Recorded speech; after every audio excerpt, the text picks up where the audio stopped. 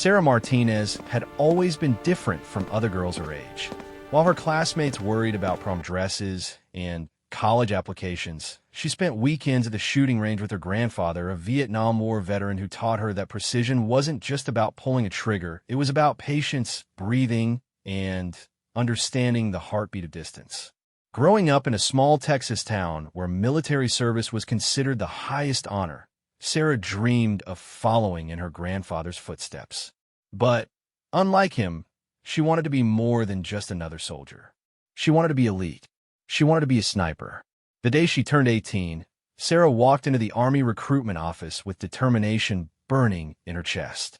The recruiter, Sergeant Williams, looked her up and down with barely concealed skepticism. At 5 feet 4 inches and weighing barely 120 pounds, Sarah didn't fit the typical profile of a future marksman. Her soft features and quiet demeanor made her look more like a college freshman than a potential warrior. "You sure about this, miss?" Sergeant Williams asked, tapping his pen against the desk. "Maybe you'd be better suited for communications or medical corps. Those are good positions for young ladies." Sarah's jaw tightened, but she kept her voice steady. "I want to be a sniper, Sergeant. I've been shooting since I was 12, and I can outshoot most men twice my size." The recruiter chuckled, not unkindly, but with the patronizing tone she'd grown accustomed to. "Shooting targets at a range is different from combat situations, miss. Sniper school isn't just about marksmanship. It's about mental toughness, physical endurance, and making life and death decisions under extreme pressure." Despite his doubts, Sarah's test scores were impressive enough to earn her a spot in basic training. She excelled in every category, finishing in the top 5% of her class. Her shooting scores were particularly outstanding, consistently hitting targets that many of her male counterparts missed entirely. After completing basic training and advanced individual training, Sarah applied for sniper school. The application process was grueling, involving extensive background checks, psychological evaluations, and physical fitness tests. But Sarah had prepared for this moment her entire life. The acceptance letter arrived on a Tuesday morning. Sarah's hands trembled as she read the words confirming her admission to the United States Army Sniper School at Fort Benning, Georgia. She was one of only 36 candidates selected from over 200 applicants. More importantly, she was the only woman in her class. Fort Benning was intimidating from the moment Sarah stepped off the bus. The sprawling military installation buzzed with activity as soldiers prepared for various training exercises. The sniper school building itself looked unremarkable from the outside, but Sarah knew that within its walls, legends were made and dreams were either realized or shattered. Chief Instructor Master Sergeant Davis was a mountain of a man with piercing blue eyes and a voice that could cut through steel. During the orientation briefing, his gaze lingered on Sarah longer than the other candidates, and not in a welcoming way. "Ladies and gentlemen," he began, though his eyes remained fixed on Sarah, "this is the most challenging military training program in the United States Army. Over the next 8 weeks, we will push you beyond your physical and mental limits. 60% of you will not graduate. Some of you shouldn't even be here." The other candidates were exactly what Sarah had expected. Mostly men in their early 20s, many with prior military experience, all looking like they could bench press a small car. They towered over her, their muscular frames making her feel like a child among giants.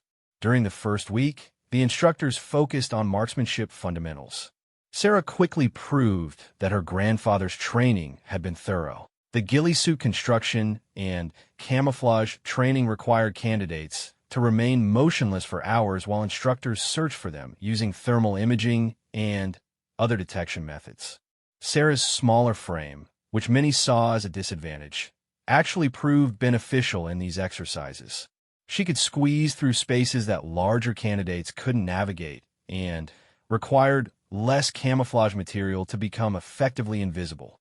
While her male counterparts struggled to remain hidden, Sarah seemed to disappear into the landscape like a ghost. But Her success in these areas only seemed to intensify the scrutiny she faced from some instructors.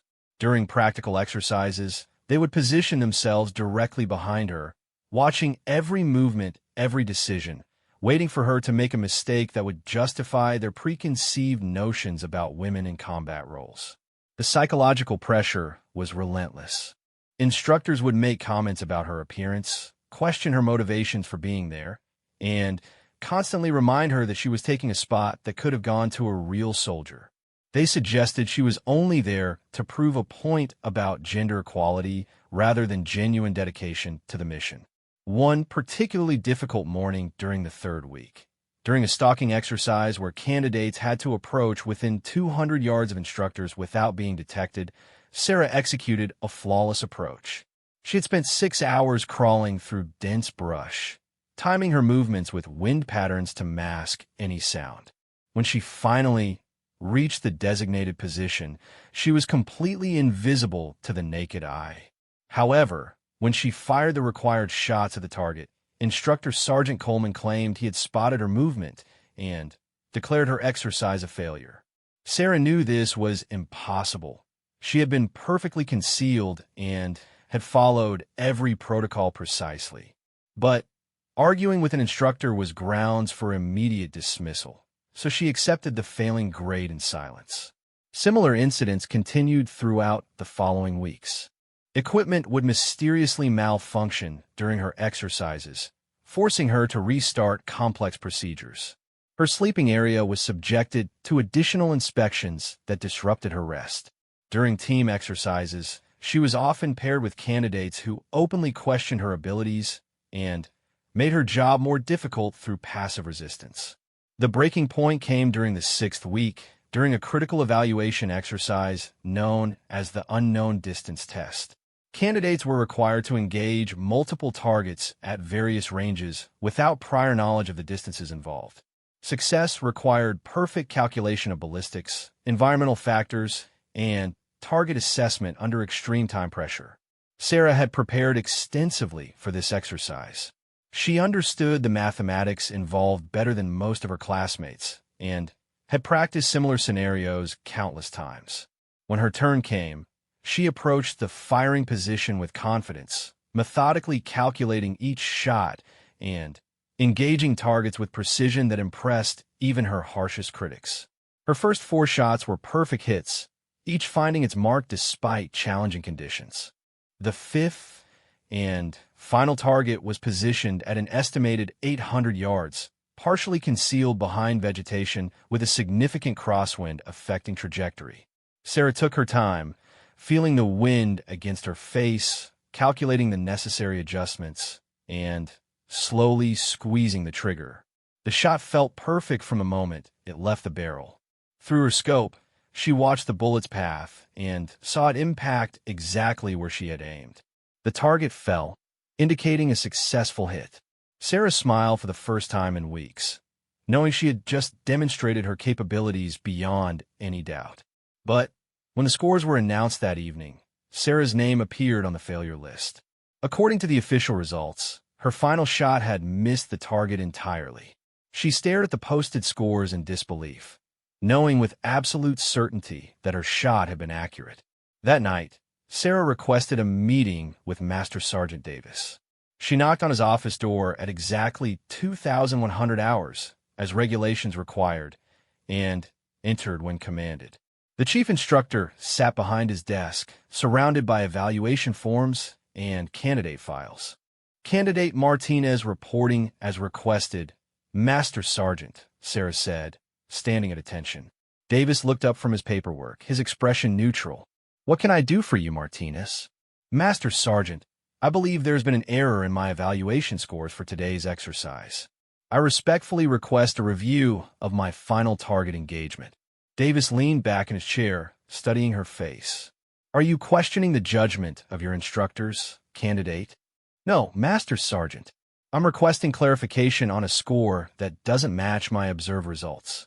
For a long moment, Davis said nothing. Then he opened a folder on his desk and pulled out a photograph. It showed Sarah's final target with a bullet hole precisely centered in the scoring zone. Your shot was perfect, Martinez, he said quietly. One of the best shots we've recorded from any candidate this year. Sarah's confusion must have shown on her face, because Davis continued. But perfect marksmanship isn't the only qualification for graduation from this school. We also evaluate character, adaptability, and response to pressure. He stood up and walked to the window, looking out at the darkened training grounds. Some of my instructors believe that women don't belong in sniper roles. They think the physical and psychological demands are too great, that female soldiers will crack under the pressure of taking lives at distance. Sarah remained silent, sensing that Davis had more to say. I disagree with their assessment, but I'm not the only voice in this decision-making process, he continued. Your technical skills are exceptional, but there are concerns about your integration with existing sniper teams and your ability to operate in male-dominated combat environments. The weight of his words settled on Sarah like a physical burden. Despite her superior performance, despite proving herself repeatedly, she was being judged not on her abilities but on the prejudices and fears of others. Master Sergeant, what would you have me do differently? Sarah asked, her voice steady despite the emotion building inside her. Davis turned back to face her. Nothing, Martinez. You've done everything right. But sometimes doing everything right isn't enough to overcome institutional resistance. The following morning, Sarah was called to the administrative office and handed official documentation stating that she had been dropped from the sniper school program due to failure to meet minimum standards in critical evaluation exercises. The paperwork was signed by multiple instructors and appeared completely legitimate. As Sarah packed her belongings, her fellow candidates offered awkward condolences. Some genuinely seemed sorry to see her go, having witnessed her skills firsthand. Others appeared relieved that the distraction of having a woman in their class had been removed. The bus ride away from Fort Benning felt like the longest journey of Sarah's life. She watched the facility disappear behind them, carrying with it everything she had worked toward for years. Her grandfather's training, her dreams of military service, her belief that excellence would be enough to overcome prejudice. All of it seemed meaningless now. But as the miles passed beneath the bus wheels, Sarah's disappointment began transforming into something else. She had been dismissed not because she lacked ability, but because others feared what her success might represent. That realization, while painful, also suggested that her story was far from over. Sarah Martinez returned to her hometown carrying the weight of apparent failure, but also the knowledge that she possessed skills few people could match. She had no way of knowing that her dismissal from sniper school had been noted by individuals far above the rank of Master Sergeant Davis. Individuals who understood that exceptional talent should never be wasted, regardless of the prejudices of local instructors. In the months that followed, as Sarah struggled to find her place in a world that seemed determined to limit her possibilities, forces were already in motion that would eventually bring her back to exactly where she belonged. Sometimes the most important battles are fought not on the battlefield, but in the bureaucratic corridors where decisions about who gets to serve are made by people who have never faced combat themselves. 6 months after her dismissal from sniper school, Sarah Martinez found herself working at a sporting goods store in her hometown, helping weekend hunters select rifles they would probably never use properly. Each day felt like a reminder of opportunities lost, dreams deferred, and potential wasted. The irony wasn't lost on her that she was selling weapons to men who couldn't shoot half as well as she could, while she had been deemed unfit for military service. Her grandfather visited the store regularly, not to buy anything, but to check on Sarah's emotional state. He could see the frustration in her eyes, the way she handled firearms with a reverence that spoke to deeper knowledge than most customers possessed. During one of these visits, he pulled her aside during her lunch break. "Mija," he said, using the Spanish endearment he'd called her since childhood. "You're wasting away here. That fire in your eyes is dimming, and that scares me more than any enemy I ever faced in Vietnam." Sarah looked down at her hands, calloused now from loading inventory rather than military training. "What's the point, abuelo? I proved I could do everything they asked, and it wasn't enough. Maybe they were right. Maybe I don't belong in that world. Her grandfather's weathered face hardened. Don't you dare say that. I taught you to shoot, but more importantly, I taught you to fight for what's right. This isn't over, Sarah. Sometimes the best soldiers are the ones who get knocked down and have to find another way to serve. Unknown to Sarah, her grandfather's words carried more weight than she realized. After her dismissal from Fort Benning, he had made some phone calls to old military contacts. Being a decorated Vietnam veteran had earned him connections that stretched higher up the military hierarchy than most people suspected. 3 weeks after that conversation, Sarah received an unexpected phone call at the sporting goods store. The voice on the other end was crisp, professional, and completely unfamiliar. Miss Martinez? This is Colonel Rebecca Hayes, United States Army Special Operations Command. I'd like to speak with you about an opportunity that might interest you. Sarah's heart skipped a beat. Special Operations Command was the elite of the elite, responsible for the military's most sensitive and dangerous missions.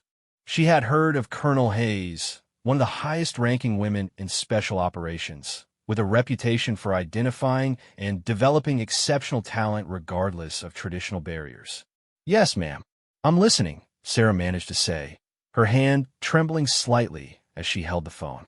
I've been reviewing your file from Fort Benning, Miss Martinez. Your marksmanship scores and tactical evaluations were impressive, among the highest we've seen in recent years. I'm curious about the circumstances of your dismissal. Sarah hesitated, unsure how much she should reveal about the institutional bias she had faced. I was told I failed to meet minimum standards, Colonel. I see, Hayes replied, and Sarah could hear the skepticism in her voice. Miss Martinez, would you be interested in a different type of evaluation? One conducted by personnel who care more about capability than politics. The conversation that followed changed Sarah's life trajectory completely. Colonel Hayes explained that Special Operations Command had been developing experimental training programs designed to identify unconventional talent for specialized missions. These programs operated outside traditional military structures and were evaluated by different criteria than standard military training. 2 days later, Sarah found herself on a plane to an undisclosed location in North Carolina. The facility she arrived at looked nothing like Fort Benning. Instead of sprawling parade grounds and intimidating buildings, she found herself at what appeared to be a private ranch, complete with rolling hills, dense forests, and terrain that seemed designed by nature for tactical training. The other candidates were unlike anyone Sarah had encountered in traditional military settings. They included former law enforcement officers, competitive shooters, military veterans who had been passed over for promotion, and individuals whose backgrounds were intentionally vague. What they all shared was a proven ability that hadn't found proper application within conventional military structures. The evaluation process began immediately and bore no resemblance to traditional military training. Instead of standardized tests and group exercises, candidates were presented with complex scenarios that required individual problem-solving, adaptive thinking, and practical application of skills under realistic conditions. Sarah's first test involved a simulated hostage rescue scenario. She was provided with limited intelligence about target location, hostile positions, and civilian placement. Her mission was to neutralize specific threats while avoiding collateral damage, all within a compressed time frame that simulated real-world urgency. The scenario was conducted in a mock village constructed with incredible attention to detail. Real actors played hostages and civilians, while opposing forces used non-lethal training ammunition that still required precise shot placement to register hits. Environmental factors like wind, lighting, and background noise were all variables Sarah had to account for. Unlike her experience at Fort Benning, where instructors seemed determined to find fault with her performance, the evaluators at this facility observed from a distance, taking detailed notes, but offering no commentary or interference. Sarah felt liberated by the lack of artificial pressure and performed with a confidence she hadn't experienced since her grandfather's private training sessions. Her approach to the scenario impressed the evaluators in ways she wouldn't learn about until much later. While other candidates focused on conventional tactics, Sarah demonstrated an intuitive understanding of unconventional approaches. She identified firing positions that others missed, used environmental features to her advantage in unexpected ways, and showed an ability to adapt rapidly when initial plans proved inadequate. The hostage rescue scenario concluded with Sarah successfully neutralizing all hostile targets while avoiding any civilian casualties. Her shot placement was precise even under extreme time pressure, and her movement through the tactical environment showed an understanding of stealth and positioning that surpassed formal training. But the most revealing moment came during the debrief session. When asked to explain her decision-making process, Sarah demonstrated an analytical ability that went far beyond basic marksmanship skills. She had observed patterns in hostile behavior, identified weaknesses in their positioning, and exploited timing opportunities that required split-second decision-making. The second evaluation phase involved long-range precision shooting under conditions that were far more challenging than anything Sarah had experienced at Fort Benning. Targets were positioned at ranges extending beyond 1,000 yards, with complex environmental factors including shifting winds, varying elevations, and moving obstacles that periodically block sight lines. What made this exercise particularly challenging was the requirement to engage multiple targets in sequence without revealing her position to counter-surveillance equipment operated by opposing forces. Success required not just accurate shooting, but tactical thinking about positioning, timing, and movement between shots. Sarah's performance during this phase was nothing short of extraordinary. She demonstrated an ability to calculate complex ballistics in her head, compensating for environmental factors that would challenge even experienced snipers. More importantly, she showed an intuitive understanding of fieldcraft that kept her hidden from detection while engaging targets at extreme range. Her most impressive achievement came during the final sequence of this exercise. She was required to engage a target at 1,200 yards while opposing forces actively searched for her position using thermal imaging equipment. The target itself was mobile, moving in an irregular pattern that made range calculation extremely difficult. Sarah spent 20 minutes studying the target's movement pattern, identifying a choke point where she could predict its location with reasonable accuracy. When she finally took the shot, compensating for wind, bullet drop, and target movement, the bullet found its mark with precision that caused the observing evaluators to exchange meaningful glances. The third phase of evaluation focused on psychological resilience and decision-making under extreme stress. Candidates were presented with scenarios where perfect solutions didn't exist, where any action taken would result in negative consequences, and where personal safety conflicted with mission objectives. These scenarios were designed to identify individuals who could function effectively in the morally ambiguous situations that characterize special operations missions. Sarah found herself navigating complex ethical decisions while under significant time pressure, often with incomplete information and conflicting priorities. One particularly challenging scenario placed Sarah in the position of having to choose between saving civilian lives and completing a mission critical to national security. The exercise was designed so that there was no correct answer, only different approaches with different consequences. Sarah's response demonstrated a maturity and ethical reasoning that impressed evaluators who had seen many candidates struggle with similar dilemmas. Throughout these evaluations, Sarah began to understand that she was being considered for something far more significant than traditional military service.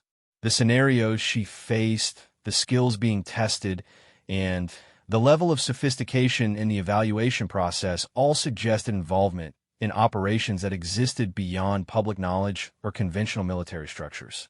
During the fourth week of evaluation, Colonel Hayes visited the facility personally to observe Sarah's performance. The colonel's presence during exercises was unusual, suggesting that Sarah's evaluation had attracted attention from the highest levels of Special Operations Command.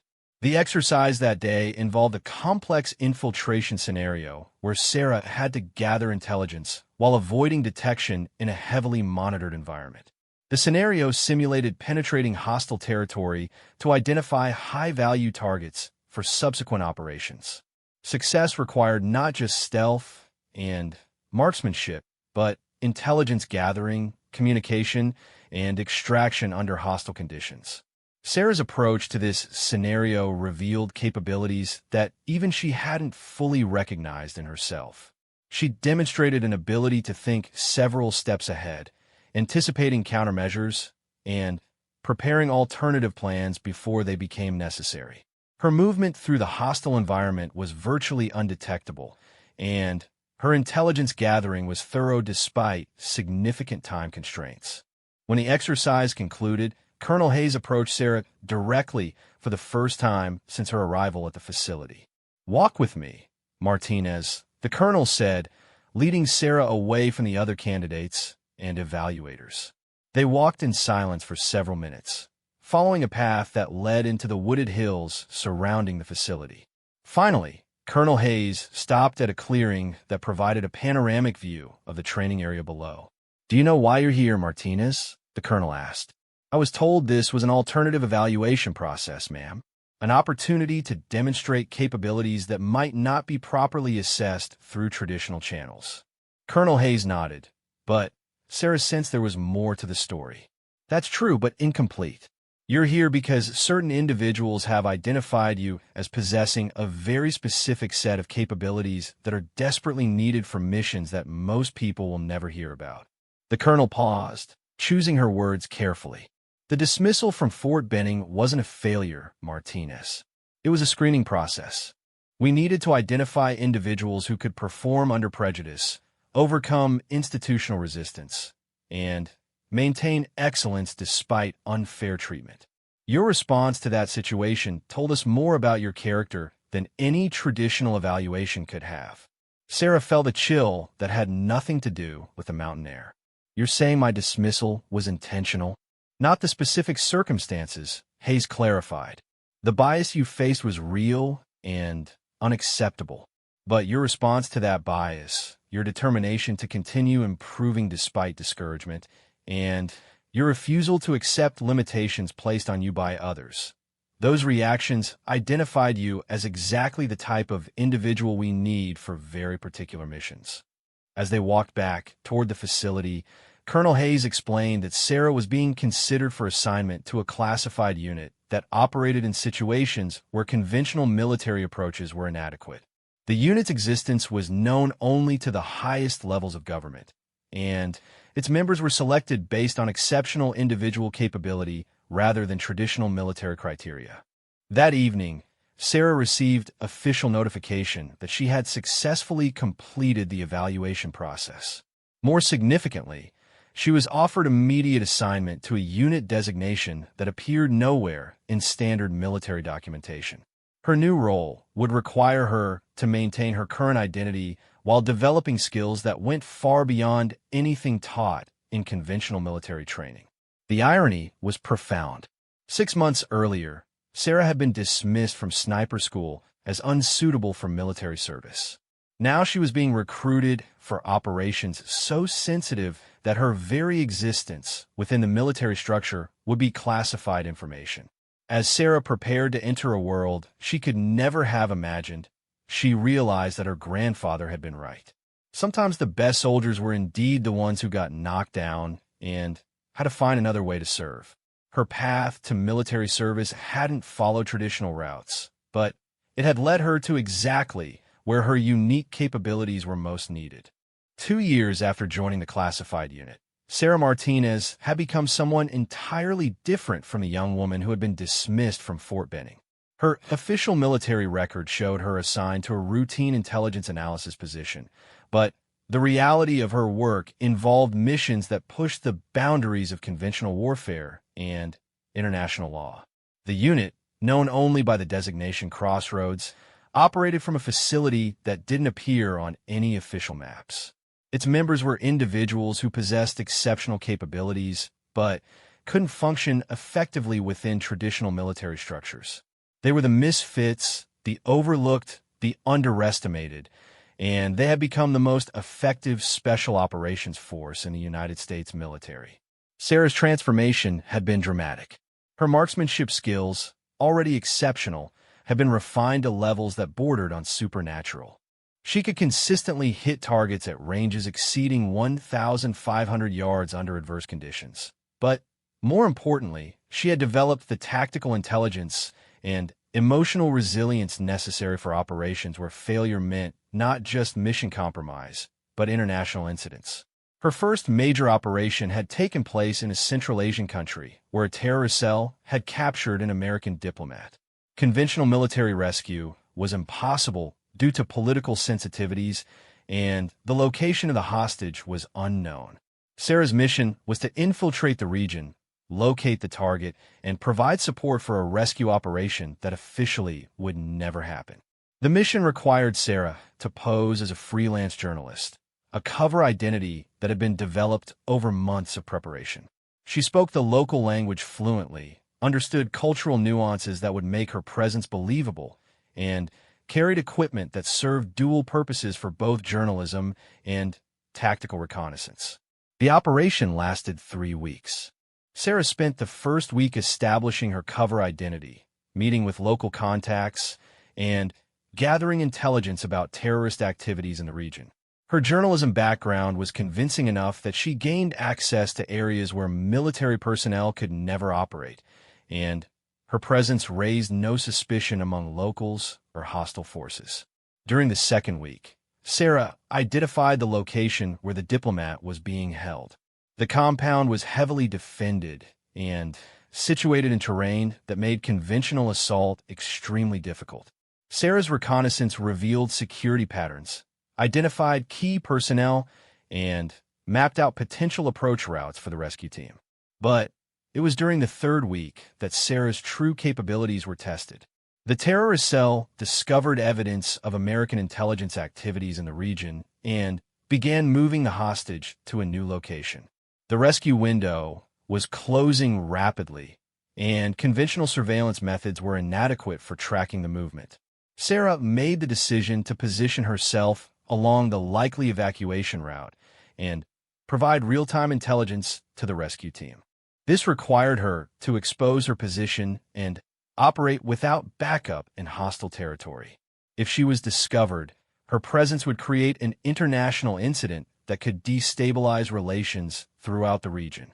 The evacuation convoy consisted of 3 vehicles traveling on a mountain road with limited visibility and multiple potential ambush points. Sarah positioned herself on a ridge overlooking the route, using natural camouflage and her ghillie suit to become virtually invisible against the rocky terrain. When the convoy appeared, Sarah confirmed the diplomat's presence in the middle vehicle and relayed positioning information to the rescue team. However, the operation immediately became complicated when additional hostile vehicles appeared, apparently providing security for the convoy that intelligence reports hadn't anticipated. The rescue team was outnumbered and outgunned. Their planned ambush point was compromised, and they requested immediate support to prevent the operation from becoming a complete failure. Sarah found herself in the position of having to provide direct combat support rather than just reconnaissance. Her first shot disabled the lead vehicle by puncturing its radiator, forcing the convoy to stop in a position where the rescue team could engage effectively. Her second shot eliminated a hostile fighter who was positioning a rocket-propelled grenade launcher that would have destroyed the rescue team's vehicles. The firefight that followed lasted only minutes, but Sarah's precision fire was decisive in its outcome. She engaged hostile fighters at ranges exceeding 800 yards while they were moving and taking cover, placing shots that neutralized threats without endangering the diplomat or causing collateral damage to civilian areas nearby. The rescue operation succeeded, and the diplomat was returned safely to American custody. Officially, the rescue was attributed to a combination of diplomatic negotiations and local law enforcement activities. Sarah's involvement remained classified, and her presence in the region was never acknowledged. But The operation had attracted attention from individuals at the highest levels of government who were responsible for America's most sensitive national security operations. Sarah's combination of technical capability, tactical intelligence, and operational discretion made her exactly the type of asset needed for situations where conventional military or intelligence approaches were inadequate. Her second major operation took place closer to home, but involved even greater complexity. A domestic terrorist organization had acquired weapons-grade nuclear material and was planning an attack on a major American city. The FBI and other law enforcement agencies had identified the general location of the terrorist cell, but couldn't mount a conventional assault without risking detonation of the nuclear device. Sarah's mission was to infiltrate the terrorist organization, identify the exact location of the nuclear material, and provide intelligence that would allow for its safe recovery. The operation required her to assume a completely different identity and integrate with individuals who had spent years planning devastating attacks on American civilians. The psychological demands of this mission exceeded anything Sarah had experienced previously. She had to convincingly portray sympathy for extremist ideologies while gathering intelligence that would prevent mass casualties. Any mistake in her cover identity would result not just in her death, but potentially in the detonation of a nuclear device in an American city. Over the course of 6 months, Sarah became a trusted member of the terrorist cell. Her technical knowledge and apparent commitment to their cause earned her access to operational planning and the inner circle of leadership. She learned about funding sources, international connections, and other planned attacks that went far beyond the immediate nuclear threat. The nuclear device was hidden in a warehouse complex on the outskirts of a major metropolitan area. Sarah's reconnaissance revealed not just its location, but detailed information about security arrangements, the device's construction, and the timeline for its planned deployment. This intelligence was crucial for planning a recovery operation that would neutralize the threat without triggering the very catastrophe it was designed to prevent. The recovery operation took place during a carefully orchestrated distraction that drew most of the terrorist cell away from the warehouse. Sarah provided overwatch from a position that allowed her to monitor approaches to the facility while the bomb disposal team worked to safely secure the nuclear material. The operation almost failed when one of the terrorist leaders returned to the warehouse unexpectedly and discovered the recovery team. Sarah was forced to make a decision that would expose her true identity but prevent the detonation of the device. Her shot eliminated the terrorist leader from a distance of over 1,000 yards, allowing the recovery team to complete their mission successfully. The domestic terrorist threat was neutralized, and the nuclear material was safely secured by appropriate authorities. The terrorist cell was dismantled through a series of law enforcement actions that appeared unrelated but were coordinated based on intelligence Sarah had gathered during her months of infiltration. However, Sarah's exposure during the operation meant she could no longer operate under that particular identity. Her face was now known to law enforcement and intelligence agencies worldwide, though her true affiliation remained classified. She had become a ghost within the system, officially non-existent, but known to be one of America's most valuable intelligence assets. The third operation that would define Sarah's career took place in Eastern Europe, where a former Soviet weapons scientist was attempting to sell advanced missile guidance technology to hostile nations. The sale would dramatically alter the balance of power in several unstable regions and potentially provide terrorist organizations with capabilities that could threaten American interests globally. Traditional diplomatic and intelligence approaches had failed to prevent the sale. The scientist was protected by multiple layers of security provided by organized crime organizations, and he operated from a location where American military action would constitute an act of war against a nominally friendly nation. Sarah's mission was to prevent the sale by any means necessary, while ensuring that American involvement could never be proven. This required her to operate completely independently, without backup or official support, in a hostile environment where discovery would mean death or worse. The operation required Sarah to eliminate the weapons scientist and destroy the guidance technology before it could be transferred to hostile parties. The target was heavily protected and rarely appeared in public, making a conventional assassination attempt virtually impossible. Sarah spent weeks studying the target's security arrangements and daily routines, looking for vulnerabilities that could be exploited. The scientist lived in a fortified compound outside a major European capital, protected by professional security personnel and sophisticated surveillance equipment. The opportunity finally came during a rare public appearance when the scientist attended a cultural event in the city center. Sarah positioned herself in a building overlooking the venue, having gained access through a complex infiltration that required her to pose as a building maintenance worker for over a week. The shot that eliminated the weapon scientist was taken from a distance of 1,247 yards through a window opening barely larger than the bullet itself. Environmental factors including wind, humidity, and the heat distortion from building ventilation systems made the shot extraordinarily difficult, but Sarah's calculation was precise enough that the bullet found its target exactly as intended. The destruction of the guidance technology required Sarah to infiltrate the scientist's compound and plant explosive devices that would eliminate the research materials without leaving evidence of sabotage. This phase of the operation was complicated by the heightened security following the scientist's death and the presence of multiple hostile intelligence agencies investigating the assassination. Sarah successfully destroyed the guidance technology and exfiltrated from the country before her presence could be detected. The scientist's death was attributed to domestic political enemies, and the destruction of his research was explained as an accident caused by electrical problems in the laboratory. These operations, and others like them, established Sarah as one of the most effective covert operatives in American intelligence history. Her combination of technical excellence, tactical intelligence, and emotional resilience made her uniquely suited for missions where conventional approaches were inadequate.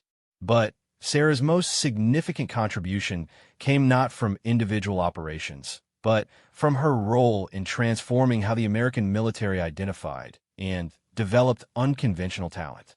Her success proved that exceptional capability could emerge from unexpected sources and that traditional military structures sometimes overlooked exactly the individuals most needed for sensitive operations.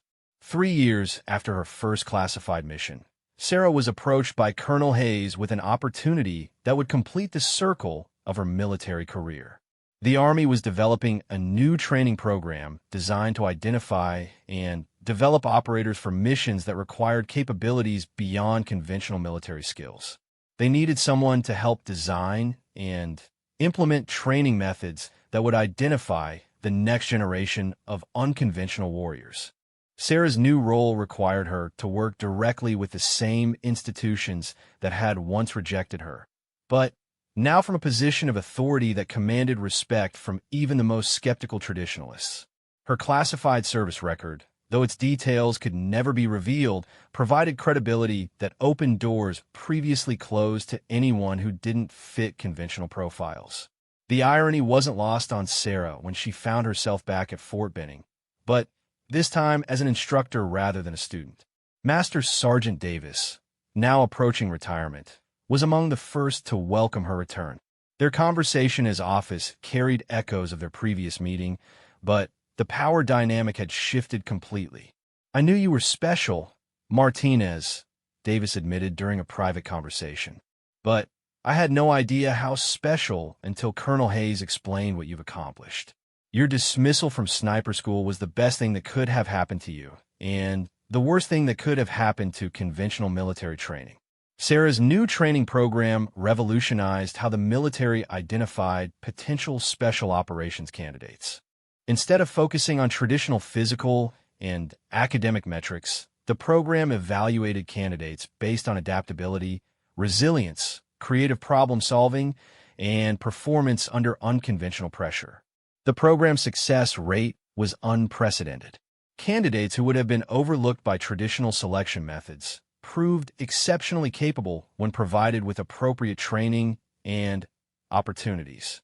More importantly, The program identified individuals whose unique backgrounds and perspectives brought capabilities to special operations that had been missing from conventional approaches. Sarah's story became a classified legend within special operations communities. Her transformation from a dismissed sniper school candidate to one of America's most effective covert operatives proved that institutional bias could overlook exactly the individuals most needed for sensitive missions. But perhaps Sarah's greatest achievement was ensuring that future generations of unconventional warriors would have opportunities to serve their country in ways that utilized their unique capabilities. Her training program became the model for identifying talent that didn't fit traditional molds, ensuring that the military would never again dismiss someone simply because they didn't match preconceived notions about what a warrior should look like. Years later, as Sarah reviewed files of new candidates for her training program, she saw younger versions of herself. Individuals whose capabilities exceeded institutional expectations but who had been overlooked by conventional selection processes. Her program gave them opportunities that she had been forced to fight for, ensuring that their potential would be recognized and developed rather than wasted.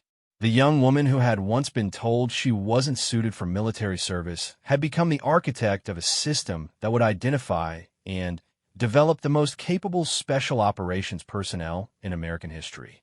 Her dismissal from sniper school had indeed been the beginning of her story, not its end, and her greatest victory wasn't any single mission she had completed, but the creation of pathways for others like herself to serve their country at the highest levels of capability and dedication.